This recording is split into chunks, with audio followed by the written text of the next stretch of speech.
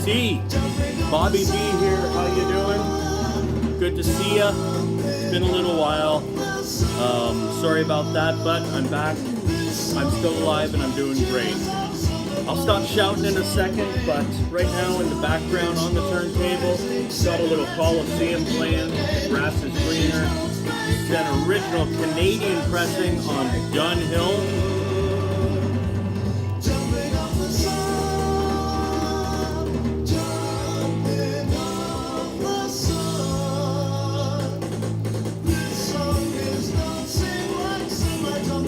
Classic psych rock.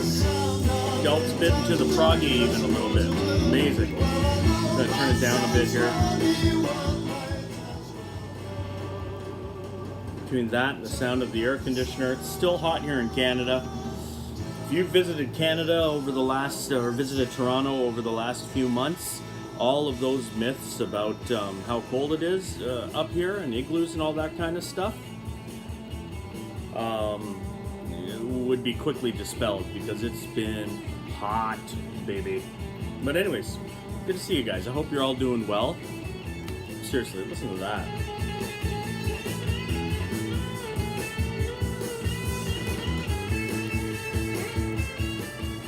Amazing. Guys, we're in the middle of my top 100 countdown. Top 50 now. We're into the top 50. Coliseum didn't make the cut, but doesn't mean it isn't an amazing record. Great record. So we're into the top 50, and thank you for joining me, and I hope you're still interested in this. And we'll start right into it. So we're starting at number 50 now. My number 50 record of all time is Phaedra by Tangerine Dream.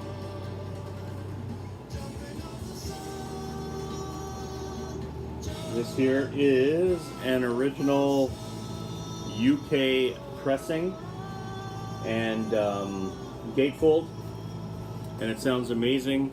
This is Tangerine Dreams. It was released February 1974, and it's their 5th studio album. It's their first album on the Virgin record label, and their first kind of internationally successful album. Tangerine Dream, krautrock, electronic rock, progressive rock, ambient, whatever you want to call it. These guys were kind of one of the forerunners of that. I guess they started off a little bit psych, but they've basically kind of stayed within that realm of krautrock and electronic rock. There are many phases of Tangerine Dream's career, but what I love about this album is that it always, to my ears, it still sounds as fresh as ever. It never gets old. Some of their stuff that came out in the late 70s and throughout the 80s is still great, but it sounds dated. It doesn't sound like, you could tell it was released in the 80s or in the late 70s. This album, to me, basically, it could have come out today, and we'd still be praising it. It's an amazing album. Phaedra by Tangerine Dream. By Teenage Dream. But beautiful. This is the lineup featuring Edgar Froese, Chris Franke, and Peter Bowman. And this was also, where is it here? It was produced,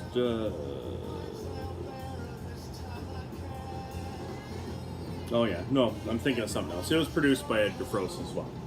So that's my number 50 record of all time. At number 49, we've got The Cure, Disintegration. The Cure is one of my favorite bands of all time. This album was released May 1989, and it is their 8th studio album.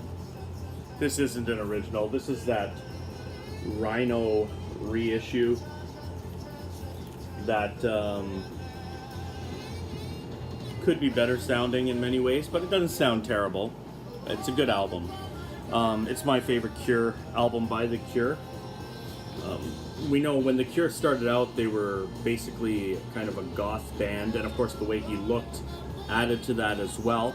But then they released a few songs, Love Cats and Close to You, and In Between Days, like some of these songs that basically were viable commercial hits here in North America, and so they kind of ran with that.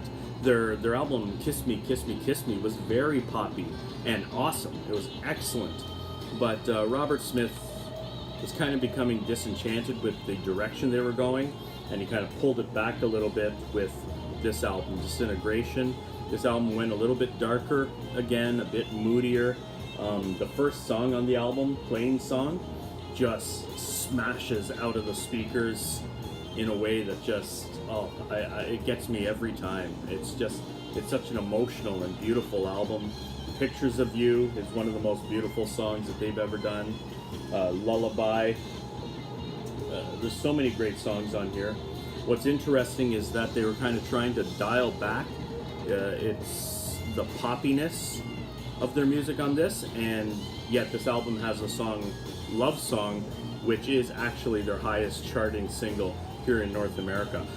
And that includes Friday I'm in Love. A lot of people think Friday I'm in Love was their biggest hit here in North America and Canada, but technically Love Song did place rank higher on the charts. Anyways, just a little fun fact. But there you have it. Disintegration, my 49th favorite album of all time. Moving up to number 48, we have a Canadian here, Neil Young. After the Gold Rush, let's see, this was released September 1970, and it is his third album. These days, well, there's two camps. There's people who basically Harvest is kind of his most successful album, Harvest, and then Harvest Moon in 1989. So there's the younger generation that feels that Harvest Moon is his best album. There's a lot of mainstream music fans who would view Harvest as his best album. These days it becomes trendy to say that albums like On the Beach, or like I hear On the Beach as a lot of people's favorite Neil Young album. But this one's mine, and it's strictly based on it's on the strength of the songs and how much I enjoy the songs on this album. The opening, Tell Me Why, After the Gold Rush, is one of my favorite songs by Neil Young, period. Only Love Can Break Your Heart, Don't Let It Bring You Down, I Believe in You, Cripple Creek Ferry. Neil Young's just one of the best. He's a genius. He's got so much excellent music, and even though there were some dark times musically for him, kind of in the 80s there, he pulled out of it and continued to release some great songs well into the 90s, and even today I like a lot of his music still. So After the Gold Rush by Neil Young is my 48th favorite album ever. That's a great picture inside too. I love that shot of Neil. Beautiful. Number 48. Number 47 is kind of an eclectic choice. It's Robert Wyatt's Rock Bottom. Robert Wyatt, of course, from Soft Cell. This album was released in July 1974, and it is his second solo album. It has a lot of very interesting people playing along with him. Hugh Hopper on bass, Richard Sinclair on bass as well. Mike Oldfield plays guitar on here. There's a lot of very interesting people joining him, but this is a Robert Wyatt album. It is bizarre, it is eccentric, it is very, very English. This album was produced by Nick Mason, and you got a bit of that influence on here also. This is an album that I've heard a lot of people talk about in the vinyl community, and actually before posting this top 100 countdown, which I assumed would take me a lot less time than it is right now, I waited for this album to come in the mail because I wanted to make sure I had a vinyl copy of this. This isn't an original. This is a 2008 European reissue, but it sounds very, very good, so I'm very happy to have it. An original is hard to come by, and it's pretty pricey when you do find one. I may get one eventually, but anyways, there you go. That's my number 47. 50, 49, 48, 47. Album of all time. Number 46 is an album that was released March 1968, and it is the third studio album by the Mothers of Invention. Oh, that album cover always makes me laugh. It's Frank Zappa, of course. And the album is called We're Only in It for the Money. And I love that. I love that they put up the ugliest picture they could find of themselves, and then basically proclaim that they're only putting out this music for the money, because there is nothing commercially viable about that album cover. It's hilarious. The album cover they wanted to use was this one, which was a bit of a take on, well, a bit of a take. It was a huge take on the Beatles' Sgt. Pepper's album at the time. This album is very it's funny, but it's also just excellent musically. It's enjoyable to listen to. It's not that long. It's just over 30 minutes long, and it's a satirical look at hippie culture and albums like Sgt. Pepper's and Pet Sounds and so on. But it's a great psychedelic rock album in its own right. It's got Eric Clapton on there, not playing any instruments, but saying stuff into the speakers, whispering and stuff. It's got some of my favorite Frank Zappa songs on it, from Who Needs the Peace Corps, Mom and Dad, Absolutely Free, Mother People, What's the Ugliest Part of Your Body, Let's Make the Water Turn Black. It's got some weird sort of art collage type pieces on here, like the chrome-plated Megaphone of Destiny, I think nasal retentive calliope music. Yeah, it's a weird album, boy, but yeah, just outstanding. It's an album I never grow tired of. And it's been reissued and re-recorded many times. I would say try to find the original copies of it, because by the time Frank Zappa was reissuing this thing later on, they were playing with a lot of the instruments and even re-recording a lot of the instruments and stuff, and it just, I don't know, I don't like it as much as the way it sounds on this record. So, but anyways, We're Only in It for the Money, number 46 on my list of the greatest albums of all time. 4, 3, 2, well, okay, number 45, we've got some more Canadiana in the form of Sloan, and it's the album One Chord to Another. This was released June 1996. It's Sloan's third album, and it's their first album to really truly embrace the Beatlesque power pop that they became known for as time went on. If you go through Sloan's albums, their first album, Smeared, is very shoegazy, kind of My Bloody Valentine sort of feel to it. Their second album, Twice Removed, was the one that was supposed to break them in the States, and so it's kind of geared towards the grunge alternative crowd, although they can't help themselves. You still hear that Beatlesque vibe creeping through.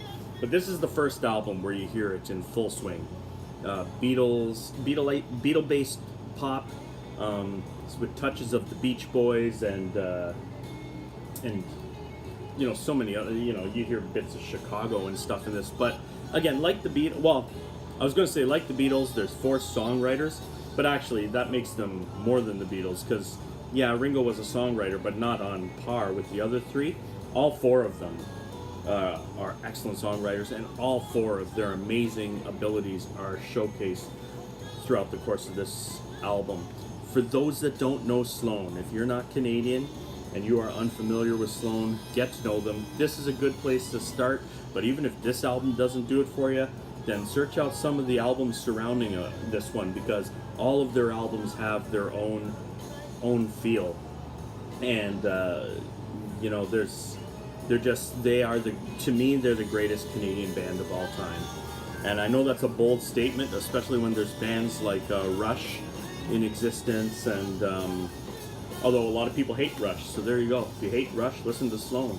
There are other great Canadian bands in existence, but to me, they're the greatest Canadian band of all time.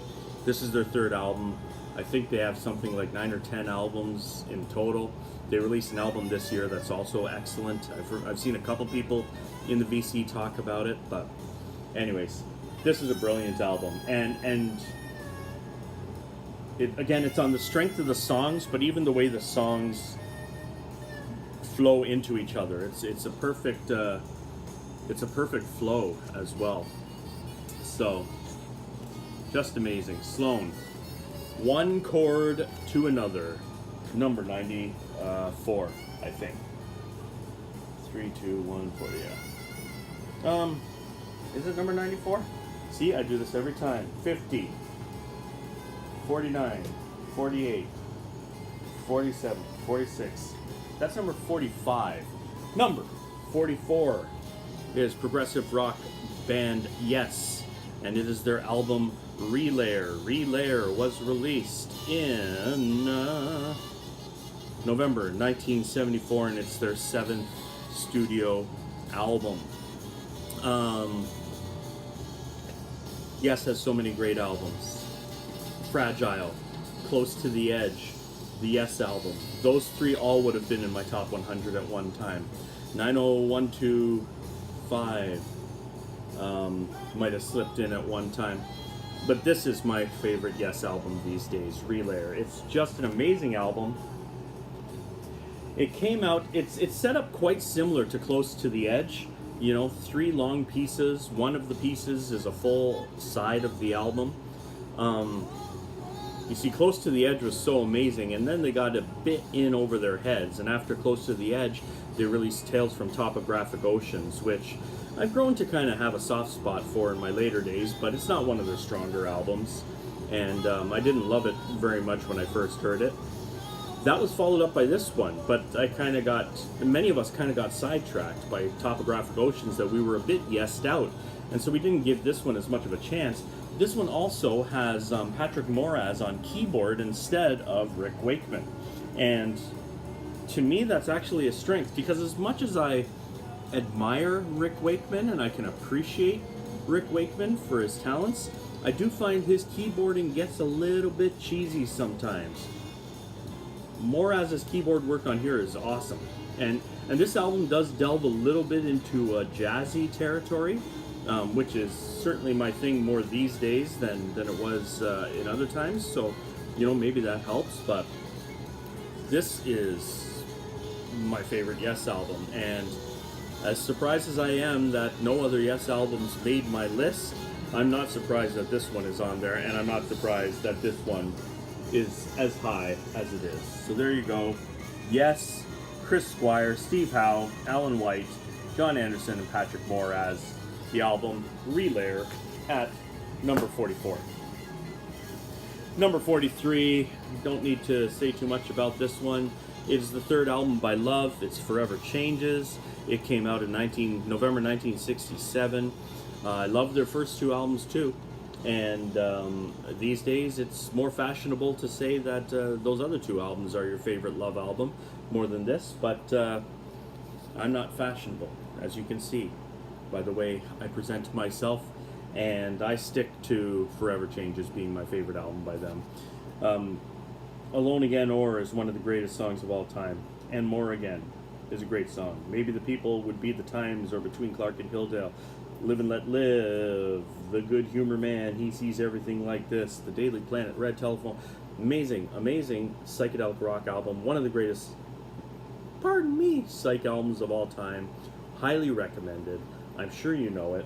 Try to look past the lyrics if you can, because lyrically it's hurting a bit. It's kind of silly.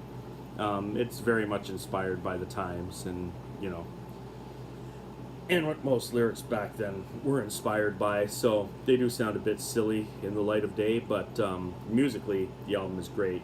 And of course, Arthur Lee's vocals, come on, forget about it, right?